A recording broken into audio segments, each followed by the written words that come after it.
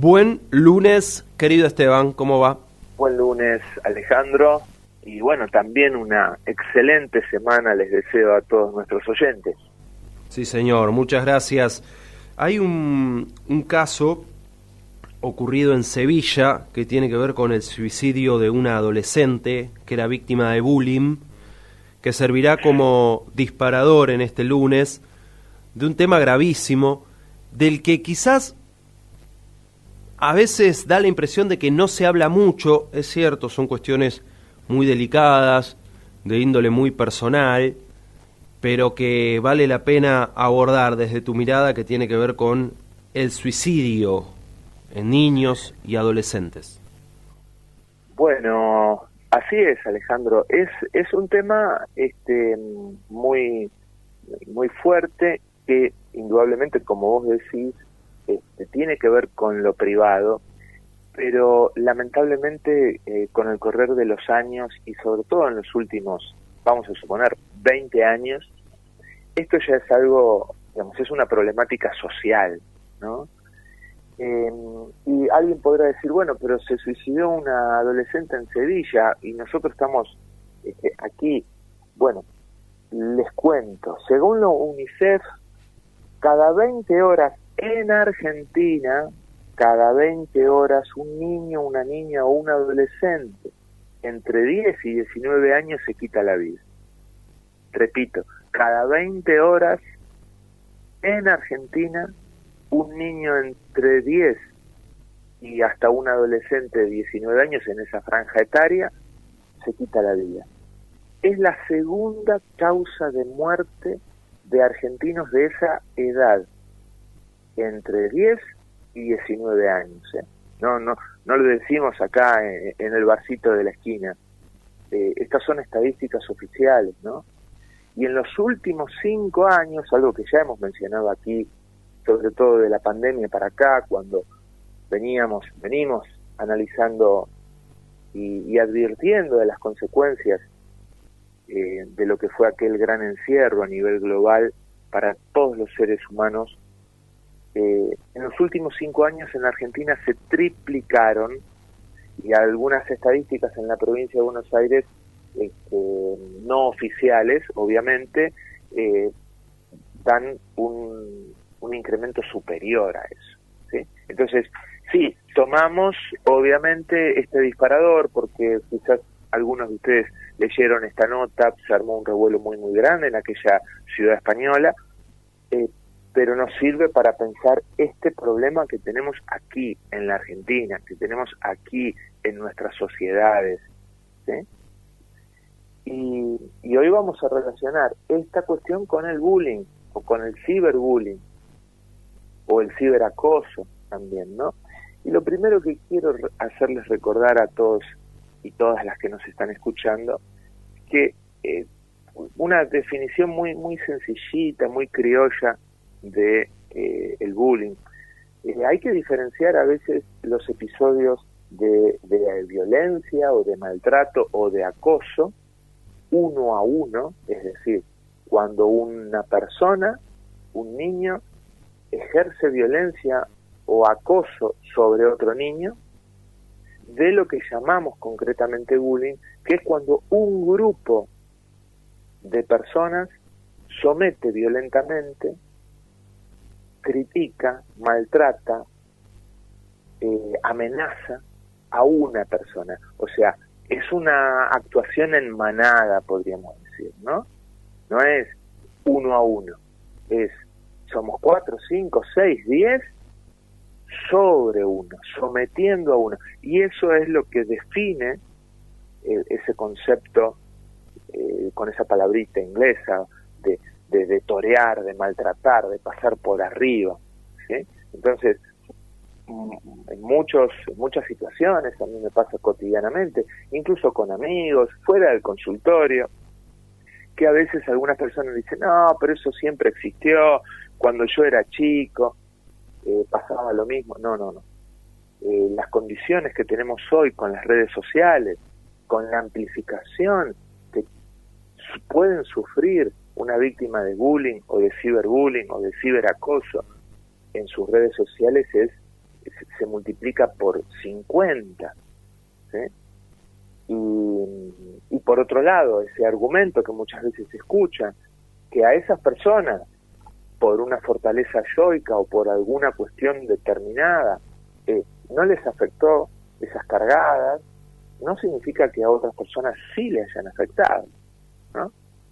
Inclusive en aquellas épocas, hace 40, 50 años atrás, ¿sí?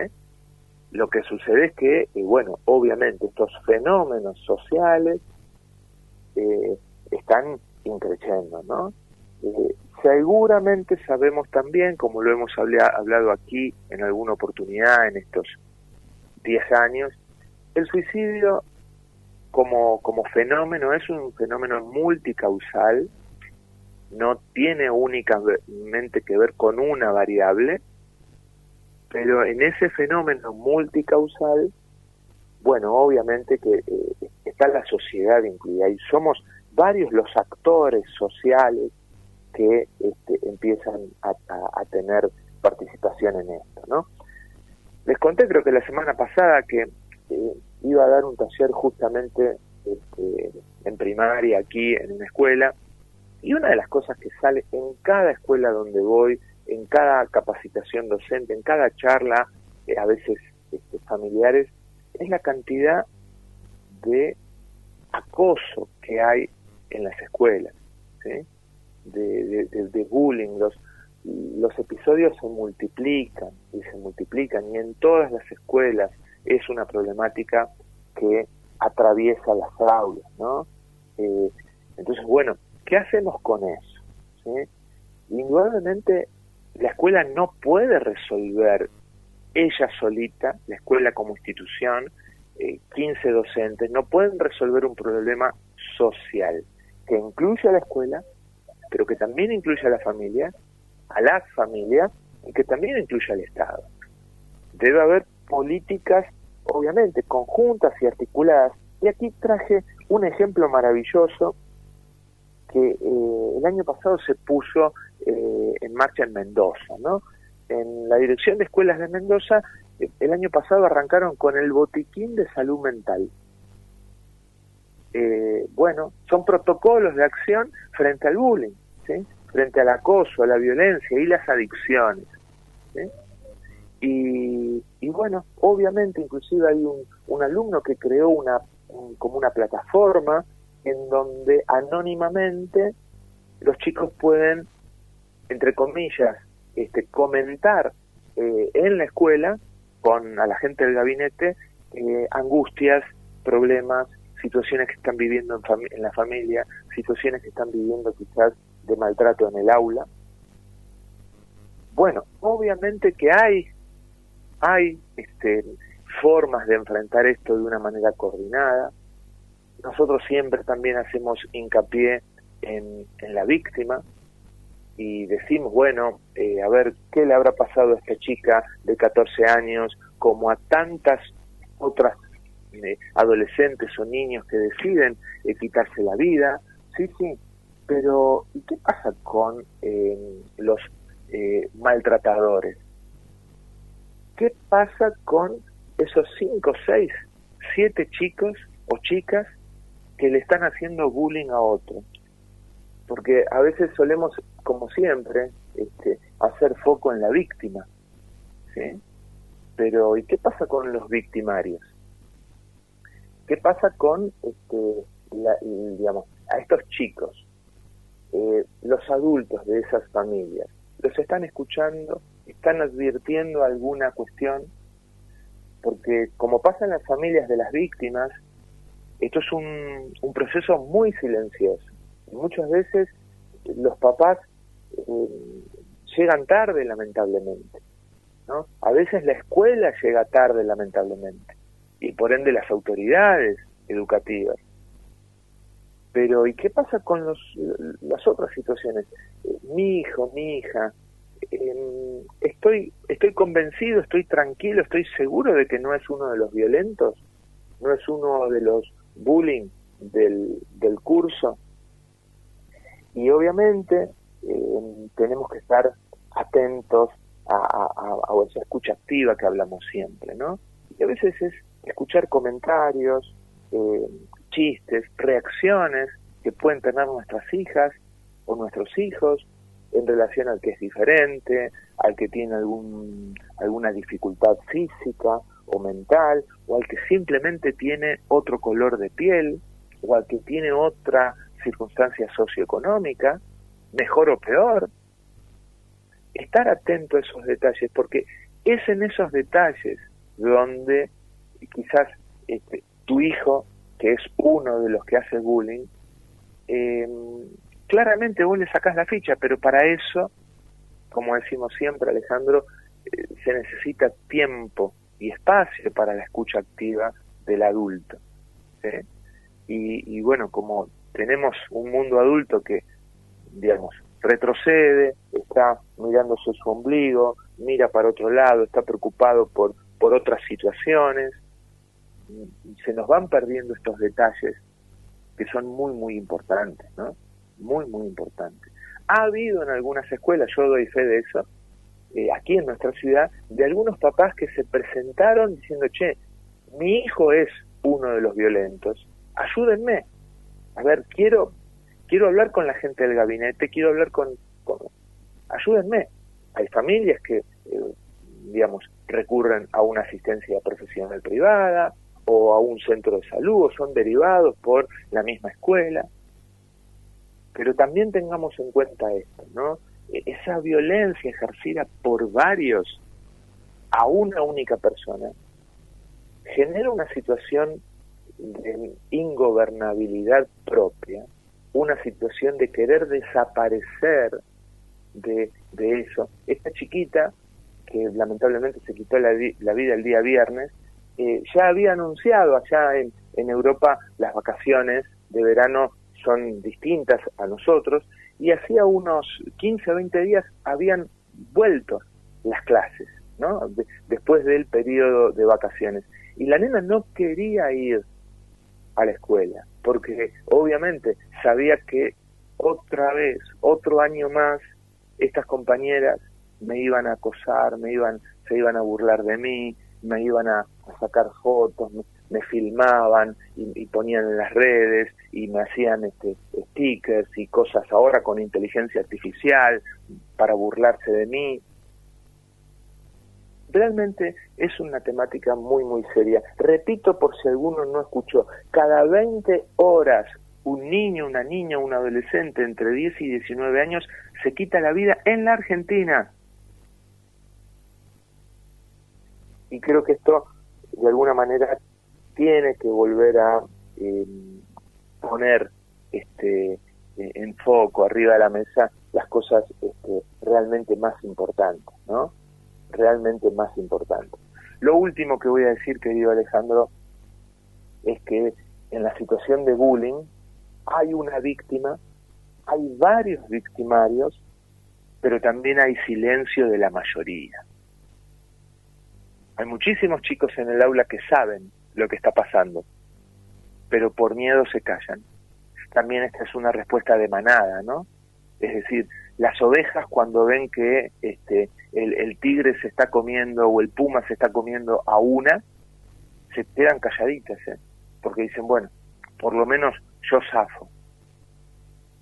Y esta conducta obviamente, ¿no? Se evidencia, ¿sí? Es como, no recuerdo qué autor dijo, ¿no? El tema no es la gente mala en la sociedad, el tema es que los buenos nos callamos siempre. Y aquí, en la problemática del bullying, en las aulas, es un tubo de ensayo de nuestra sociedad. Tenés un pequeño grupo de violentos, de psicópatas, en las sociedades estoy hablando ahora, de personas realmente que abusan del otro. Pero la inmensa mayoría que no es así, se calla.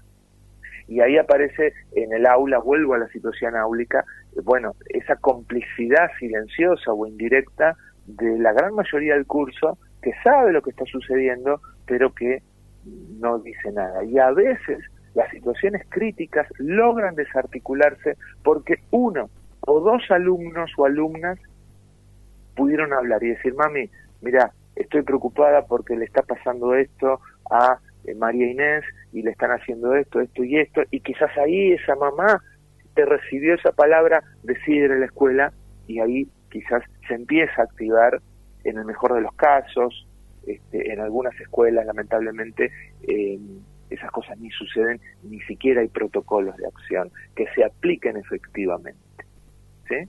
Y hablo de todas las escuelas, públicas y privadas. Entonces, bueno, nada, seamos un poquito más empáticos en casa con esto. Todos los papás, mamás, abuelos, abuelas que nos están escuchando, bueno, esta semana hablen con sus nietos, con sus hijos, cómo está la situación del bullying en el aula, si hubo o no, si hay o no, si hubo y se resolvió, cómo se resolvió.